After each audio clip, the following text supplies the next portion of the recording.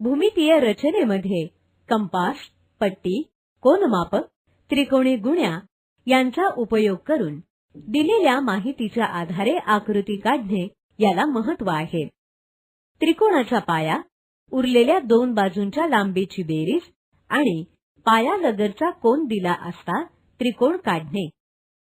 उदाहरण: त्रिकोण PQR असा काढा की QR बरोबर 6 सेंटीमीटर, PQ अधिक PR बरोबर 10.5 सेंटीमीटर, M कोन PQR बरोबर 50 अंश।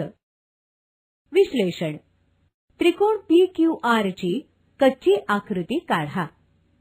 रचनेच्या या प्रश्नात बाजू PQ आणि PR ची मापे देण्याऐवजी PQ अधिक PR बरोबर 10.5 सेंटीमीटर ही बाजूंची बेरीज दिली आहे। त्यामुळे त्रिकोण QRS हा प्रथम तयार करणे आवश्यक आहे। त्यामध्ये QR बरोबर 6 सेंटीमीटर, M कोन Q बरोबर 50 अंश आणि QS बरोबर 10.5 सेंटीमीटर।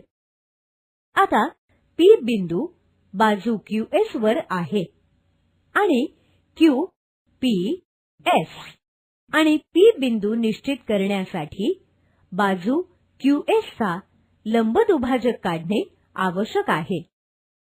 म्हणजे PR बरोबर PS मिळेल आणि दिलेल्या अटींनुसार PQ अधिक PR बरोबर QP अधिक PS बरोबर 10.5 सेंटीमीटर असलेला त्रिकोण PQR तयार होईल।